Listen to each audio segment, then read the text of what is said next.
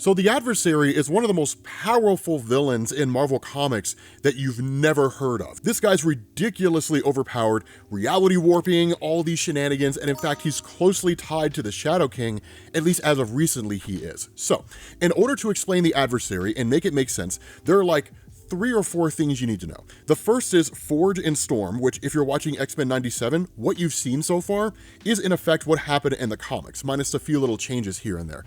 The second thing you need to know is what's called the Starlight Citadel, and the next is a character named Roma. We'll explain those here in a second, but the long and short of the Starlight Citadel is that in Marvel Comics you have the multiverse, right? An infinite number of universes that stretch on for infinity.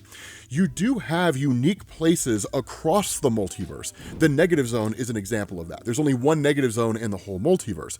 The Omniversal Development Court, which monitors the multiverse, one of the many groups that do. But you also have the Starlight Citadel, which was originally the home of Merlin, but is now the home of his daughter Roma, and had been for a period of time leading up to that story. Roma is a very, very powerful practitioner of magic and oversees the entirety of the multiverse in her own kind of capacity. It's very nebulous, it's kind of weird and mysterious in a lot of different ways. But with all that out of the way, the nature of the Adversary originally started in a comic book storyline in Marvel under Chris Claremont called X-Men Days of Future Present. Not to be confused with Days of Future Past. We don't need to go into the ins and outs of Days of Future Present. The important thing here is that in Uncanny X-Men issues 185 to 188, this did 2 things. The first thing it did is it showed how Storm was depowered, which is to say her powers were suppressed. They were never actually taken away. And this was done by way of what was in effect the neutralizer gun of Forge. The same neutralizer gun that you're seeing now in the Fall of the X-Men storyline in Marvel Comics, that's basically what this is, right? Fall of the House of X. It's that same gun, right? It just suppresses powers. The other thing it does, specifically in Uncanny X-Men 188, is it reveals the nature of Forge in relation to the Adversary. And what you end up learning here is that while most of you guys know that Forge's mutant power basically makes him Tony Stark in terms of being a genius inventor, that he's also a shaman for the Cheyenne tribe, or at least he was supposed to be. That before him was a guy named Naze, and Naze was one of a long line of Cheyenne shaman who had basically kept the Adversary at bay, locked away in a different dimension, because the Adversary was always looking to find a way to invade Earth, conquer it, and it was largely hypothesized that if the Adversary entered into the earthly plane at full power, that if left unchecked, the Adversary would not just conquer Earth, it would conquer the entirety of the universe. It was just that powerful.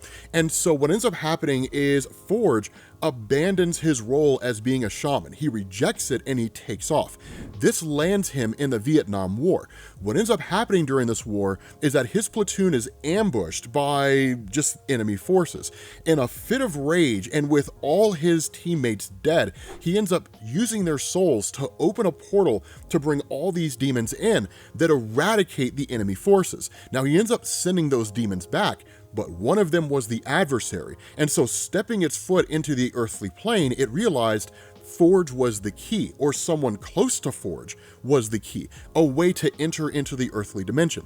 Now, all this kind of coincides, right? Moving away from this flashback, it coincides with Uncanny X-Men 185 to 188, where you basically focus on a conflict between the X-Men and a group called the Dire Wraiths. The Dire Wraiths were basically an offshoot of the shape-shifting Skrulls, vastly more powerful and far more sadistic, but much smaller in number. When the Dire Wraiths launched their attack, one of them had taken on the form of Naze and approached this mountainside trying to summon a demonic entity of incredible power in order to destroy the X-Men for them.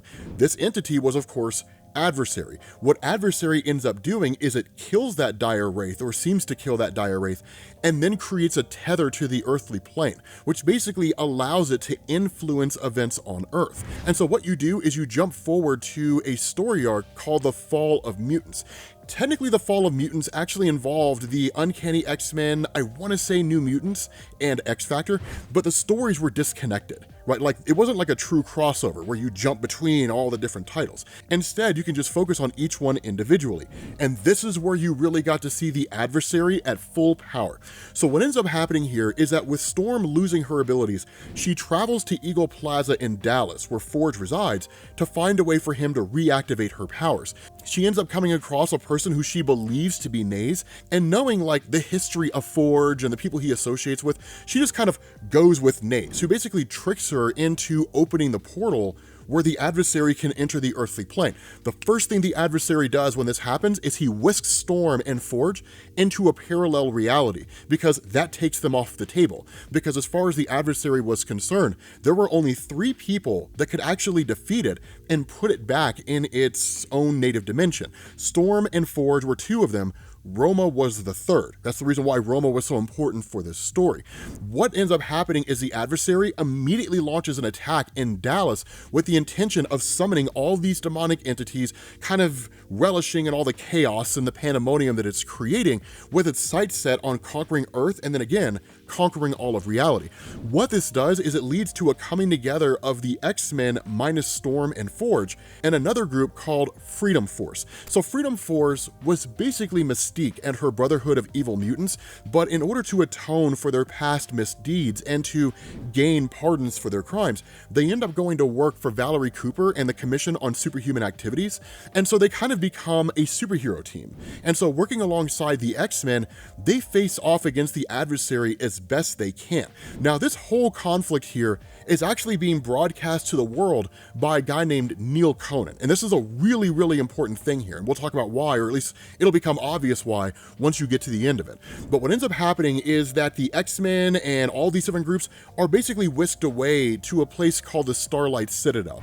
And the reason for this is because while Forge and Storm were locked away in that parallel reality, Forge was able to find a way to reactivate Storm's powers. And between Storm's ability to control weather and Forge's technology, they literally forced open a portal and they were able to re-enter the earthly plane.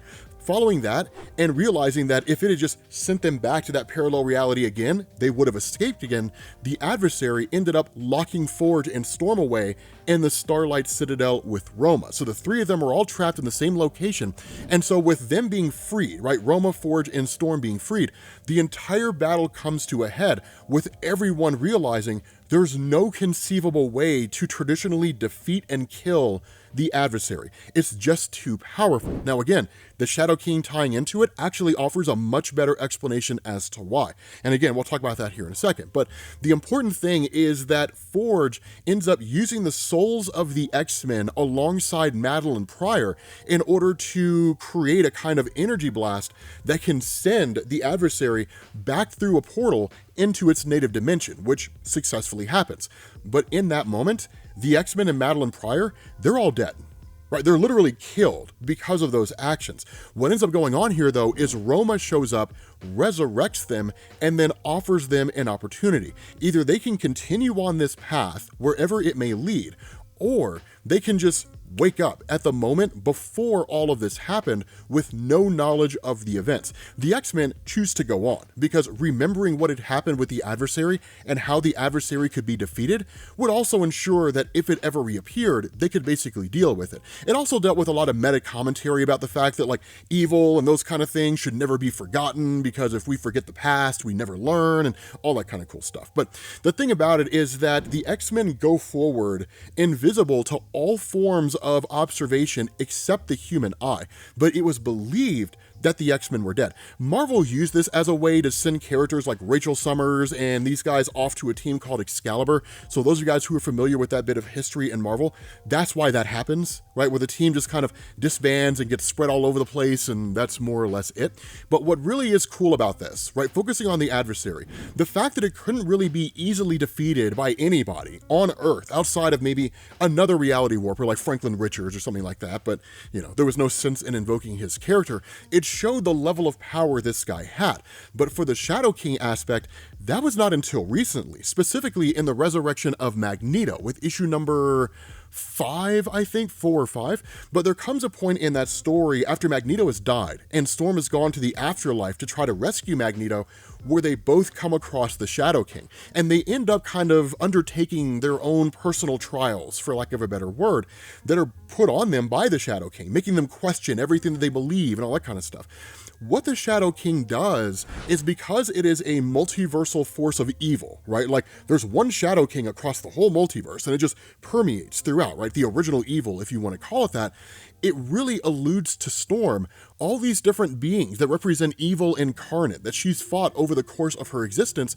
We're all basically facsimiles of the Shadow King, and one of them is the Adversary. And it actually makes perfect sense, because when the Adversary was introduced, he was just a guy who was there and was just like a demon. And for the most part, you went with it because, if for no other reason than Doctor Strange comics, one of the things that Marvel had established over the years is that either you had elder gods like Sidorak or Chthon or any of those guys who existed on Earth at some point in time, and by whatever manner and whatever means they were overpowered, ended up retreating to their own native dimensions, and like that was it. But there's all kinds of like demonic forces and angelic forces that exist across Marvel in different realities and parallel dimensions and so on and so forth. Fear Lords, Hell Lords, the whole 9 yards.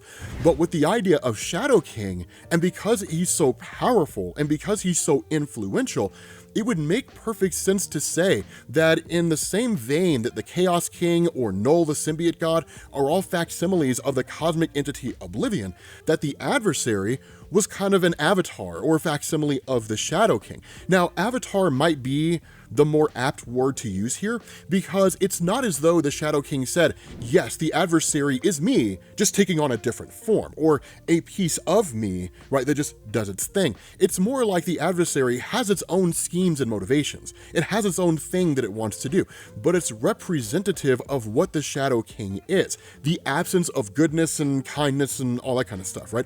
So basically, Twitter. With that being said, guys, we're going to bring this to an end. Let me know what you guys think down in the comments section, and I will catch you all later. Peace.